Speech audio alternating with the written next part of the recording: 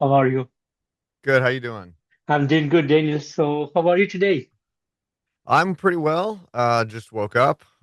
So it's about 9 o'clock here in the morning. Yeah, Yeah. that, So yeah, I'm good. I think there's a possibility Josh might be joining us as well. okay. So, Daniel, your new EP, No Receiver, is to be out on June 28th. So, would you like to tell Yep. me a bit on the songwriting and production that goes behind this new EP? Yeah. So we just got the vinyl yesterday. Just Mm, showed up just in time for our show at the mm, Echo on Friday. This one was sort of a response to our the album we released last year took, I think, like 4 years to mm, make. Of course, we had a pandemic in that time, and it was our first full length album, so there was a lot of self applied pressure. We, I was nitpicking every little thing. We went through like 12 mixes of each song, and it was just I mean, I'm proud of the album, but it was such an exhaustive, labor intensive mm, process where we kind of lost the joy of making music and just having fun. And so I think once it was completed, I felt this sort of relief, mhm, and I was like, I just want to write, and I want to kind of get out of my own way, and I want to just sort of stumble my way through a few songs and not overthink them and just feel them. And if they feel right, go.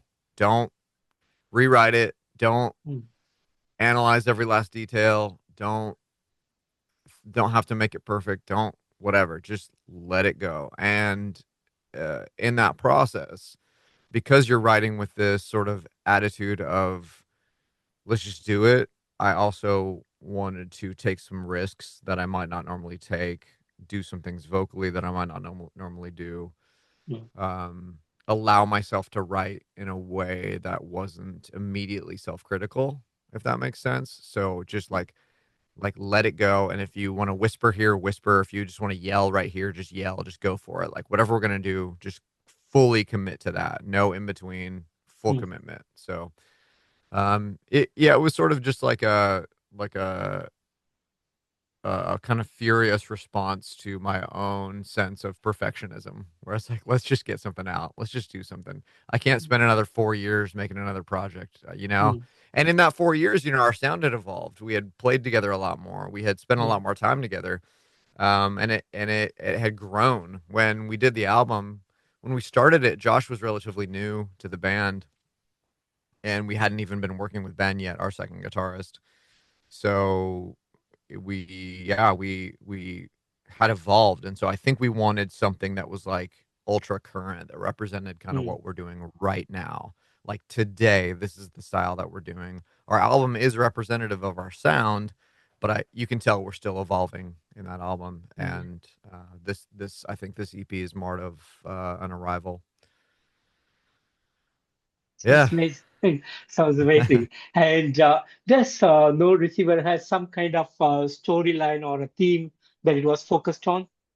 Yeah, so that line is stolen from the third song in the on the EP, which is called "My Lucky Charm," and the full line is "All this love and no receiver," um, which is the song is about loving something you're gonna lose, Mm, and sort of being resigned to future tragedy, future loss, mm, and loving anyway. And I think the a lot of the themes in the EP throughout are about miscommunication. Reptilian and is about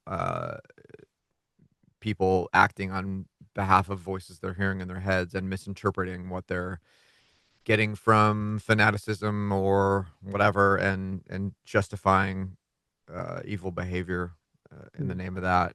Paralytic has um, a theme of wanting to be able to speak on behalf of someone, but not being able to, or not being willing to, or missing the opportunity to.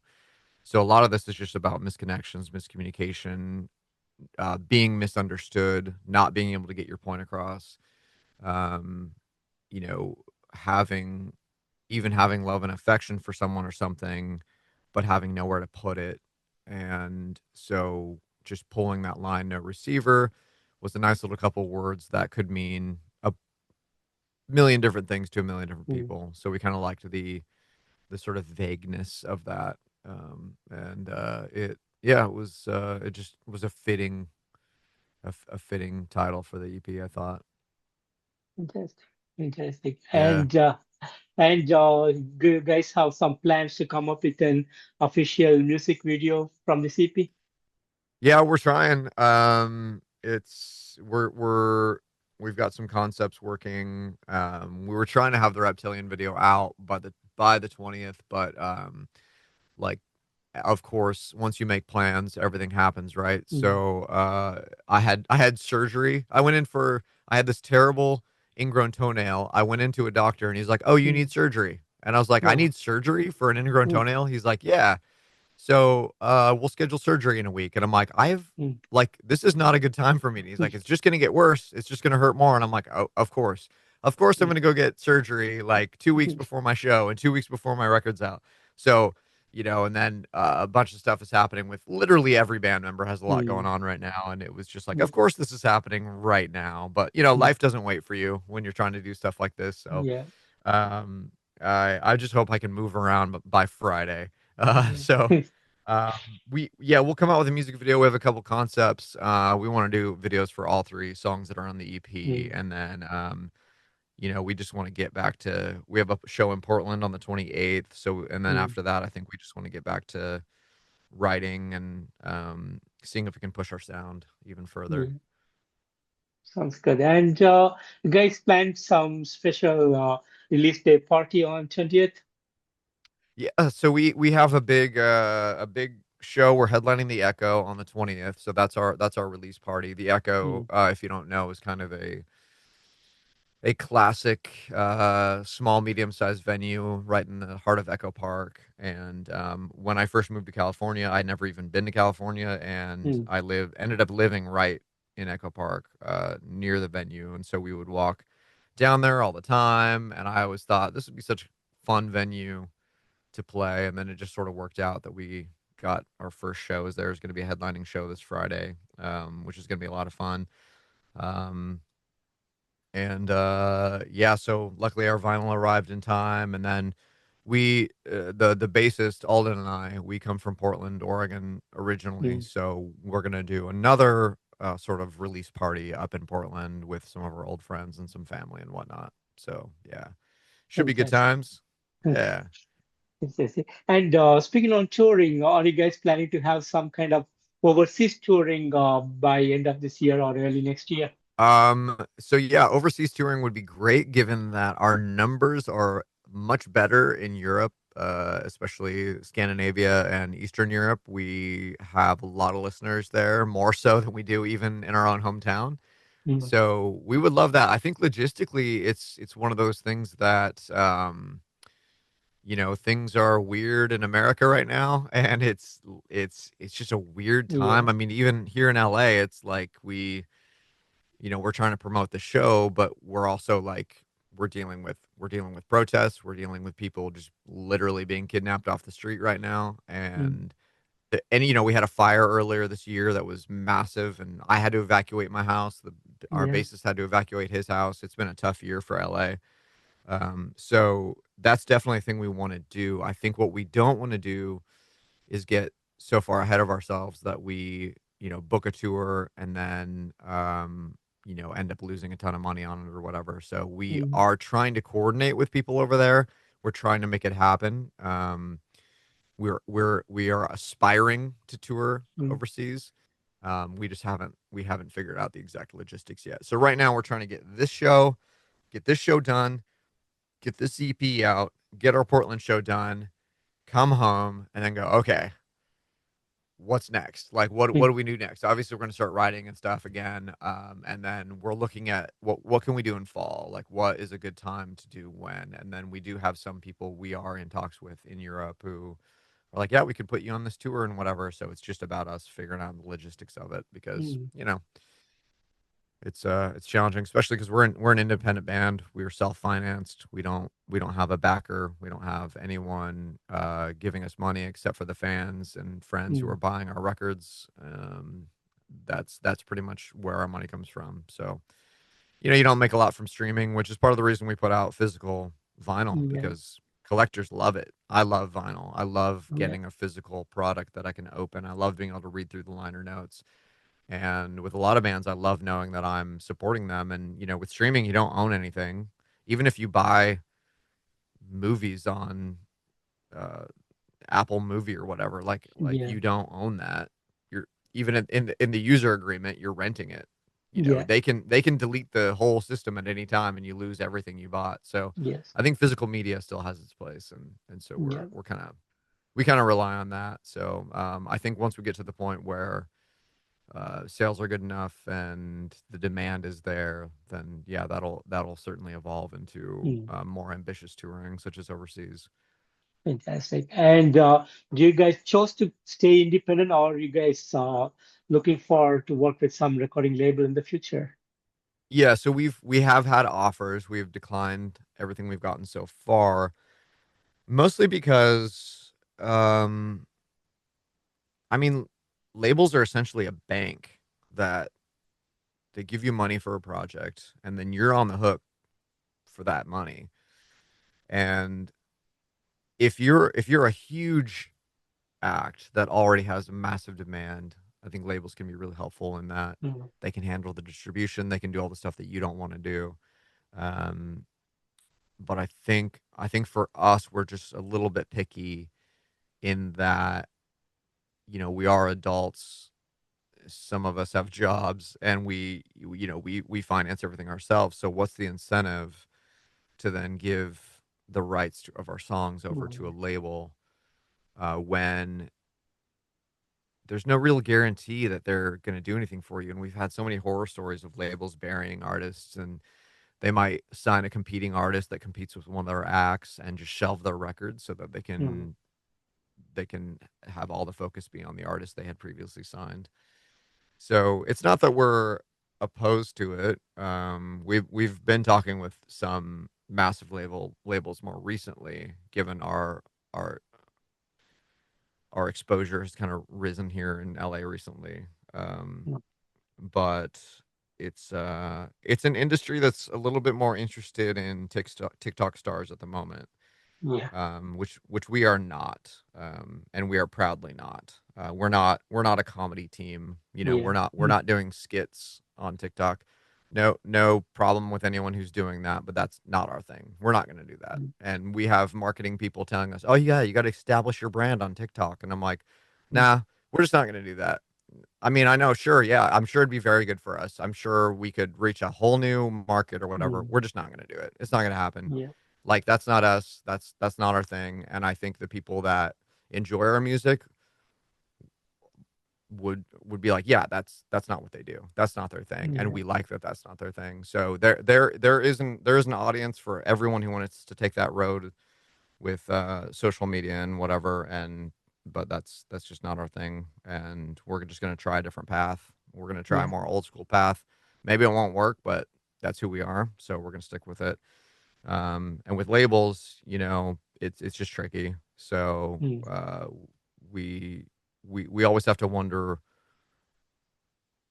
okay, what are you really gonna do for us? mm, In terms of like, are you going to give us direct support on a good tour? Are you going to do you have an advertising fund that you're really going to put some money into our record? But we figure that like while we're selling our own records, let's build up as much leverage as possible so that when we do, if and when we make a deal, it's going to be advantageous to us. It's going to benefit mm, us even more because we have more leverage. Because if we're selling our own records, then we're like, what do we need you for? So unless mm, you can sell us more records and you can get our exposure even higher and you can help our essentially small business grow, then we're not interested. Especially if they have input creatively, we're just not interested in hearing from mm, guys in suits about what yeah. punk and metal rooted music should sound like. So, oh, there's Josh walking outside. Hey, Josh. Josh is our What's drummer. up? Yeah, so we were just talking about labels and some of the stuff we've been offered and turned down so far, and kind of where we are with that. Fantastic, fantastic. And as a band, what is the big dreams that you guys have as of now? Yeah, so as I've said a few times, we're playing the Echo on Friday. I would really like to tour and play venues that size and sell them out. And I would like to put out I'd like to put out at least a couple more projects while we're relatively young. And I mean, industry standards wise, we're relatively ancient, but while we're Mm, relatively young people still in the grand scope of things, I'd like to put a couple more records. As you and I talked about earlier, I'd love to get a European tour in and just play a bunch of spots because you can hit a bunch of European cities mm, that are really close together as opposed to California, where it takes mm, 6 hours to get to the next major city. mm, Um, so and like I said, our numbers are better over there. So I would love to just have that experience. And as a band, we're all really good friends. We're close, and I think being able to just travel in Europe together would be a whole lot of fun. So for me, that's a big dream. I don't really aspire to big streaming numbers or anything like that. Of course, we do pay attention to it as a metric, but for me, I really hope to have um, a solid touring experience where we can sell out medium-sized venues in the U.S., do European tour, and just get some really great music out while we mm. can, while we have each other, because I think it's really, really, really difficult to get a group of people together consistently over Yeah, time, all aspiring artists. So we all have our issues and we all have our our bouts of mania and our insecurities and wrestling with the fear of failure and our neuroticism.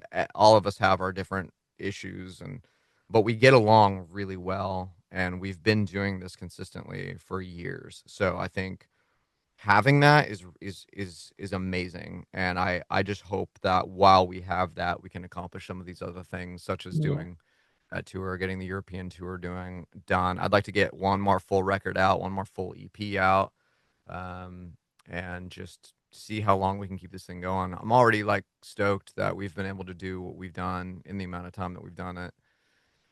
In a brutal industry, in a brutal scene. LA is a difficult scene, and I'm proud of what we've done so far. But yeah, mm, I want to get a good American tour. I want to get a good European tour. I want to have a couple more vinyls out. I want to I want to I'd love to like see the business end of things thrive. I'd love to see us um not stretching our own wallets mm, to make it work. I'd love to see some of it start coming back, which we've seen some of that, but I'd love to see. I'd love to just see like and feel some success, some like yeah, genuine success where I'm like, hey guys, we're actually making money now. Like you can pay rent with this, which we're definitely not yeah. there yet. But we are hitting benchmarks. So Awesome. yeah. Sounds good. Awesome. And I know there has been a lot of great highlight moments over the years, but are there something special that you want to share with me today? Oh man, highlight moments. What do you think, Josh? Um, I think last year, putting out our first full length and having a great show at Permanent was a really good highlight. Hoping to kind of recapture that at the Echo on Friday. Feel like it'll be similar vibes and um yeah, that's like off the top of my head. I have to probably think about it a little harder, but Yeah, I think I agree with Josh. I There's a couple other things that happened. So we did have that show at Permanent, and we ended up, a few nights before the show, I had these anxiety dreams about no one showing up, and I looked in the Mm, parking lot, there were no cars there, and we were about to go on, and there's just like three people out there, and I'm like, oh man. mm, And then we have the show, and it's literally people are out the door, and it couldn't have gone better. And um then there's some surprises along the way. I think when we released the album Inner Monologue, it was like a 2 minute, the heaviest song on the album by far, the most punk, hardcore inspired song on the record.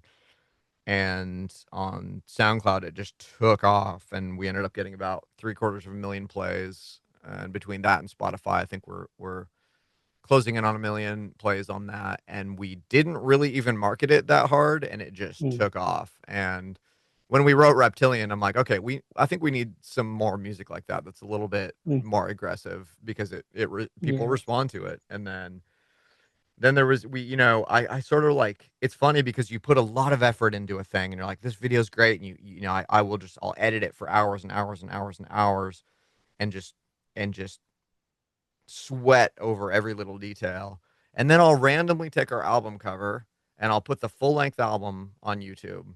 And then it Mm. just, and that video that I poured over will get 150, 200 views.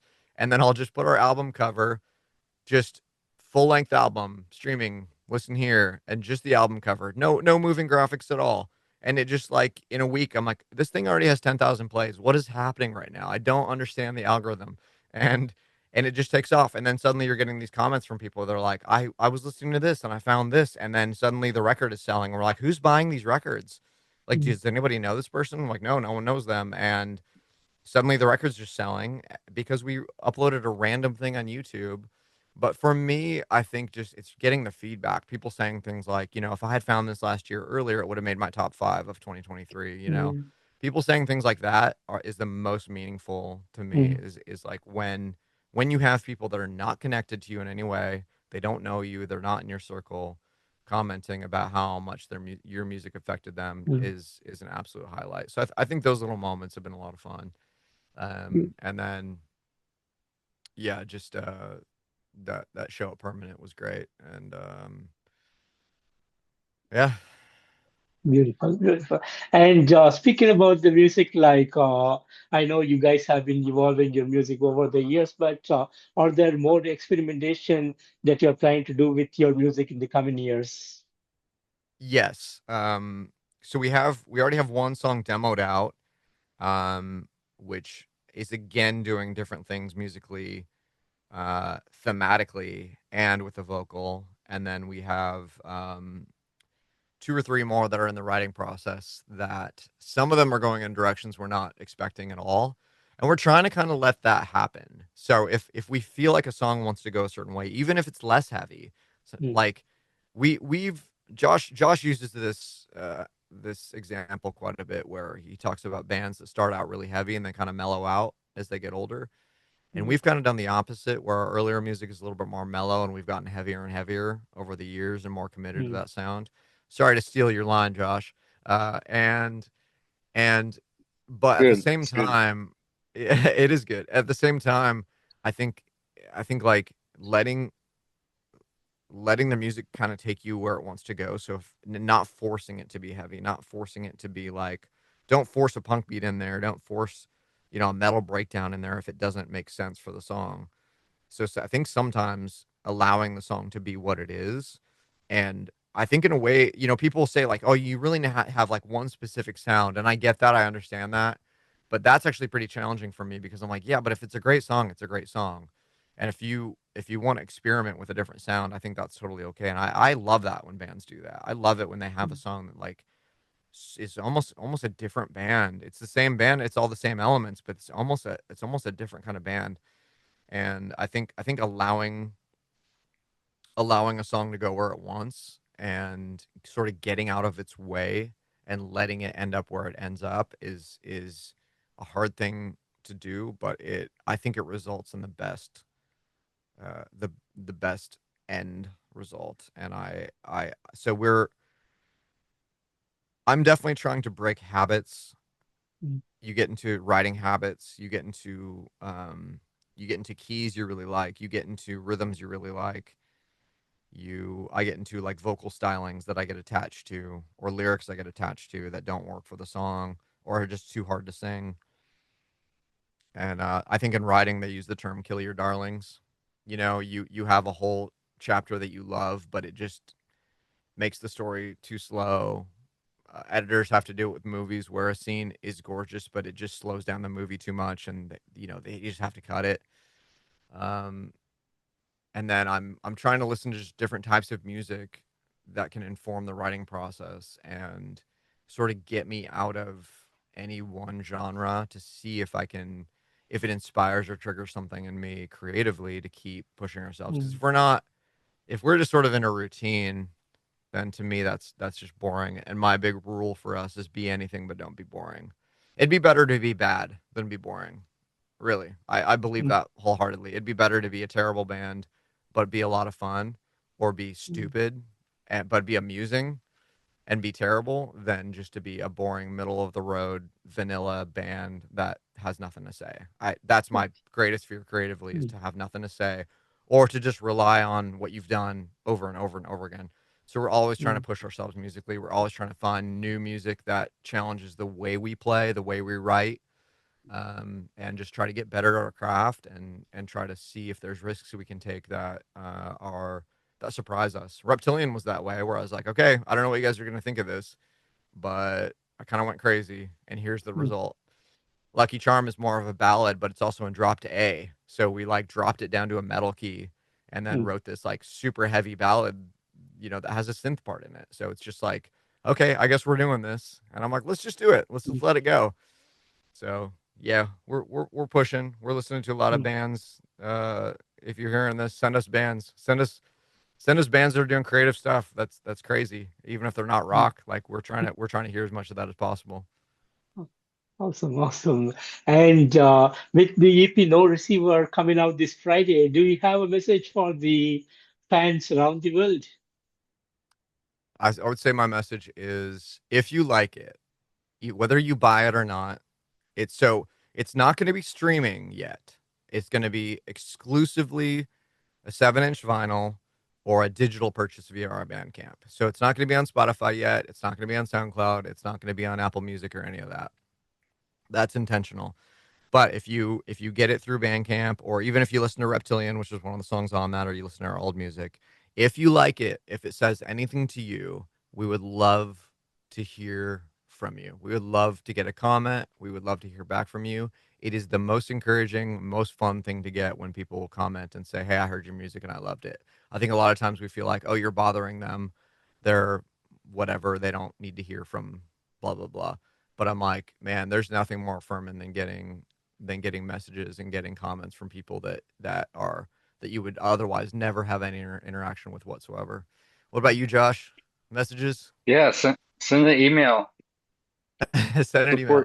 Support your local scene, you know. $3 for some music ain't bad. And That is it true. helps us out. Josh's But message yeah, I is, give think us your money. Mm, give us your money. No, I try to like I love Bandcamp and I'm always buying stuff from there to support friends and other musicians because I know it goes a bit more directly to them. But yeah, if you like what you hear, go listen, stream, all the things. Sorry, I'm just getting back in from the dog walk. mm. Awesome, awesome. And Daniel and Josh, I want to thank you both so much for giving me today this wonderful opportunity to have you on this interview. And really looking forward for the release of No Receiver this Friday. Fantastic work from you guys again, and totally loving this new EP. And thanks for all the Thank you so awesomeness. much. And really hoping to see you guys on the road soon. Yeah, us Cool. too. Thank you Thanks, so Keith. It much. was good to meet you. Appreciate you having us Nice on. meeting you. Thank you, Daniel. For Take care sure. of yourself and have a good day. Bye Uh, bye. you as well. Thank you. Thank you. Thank you.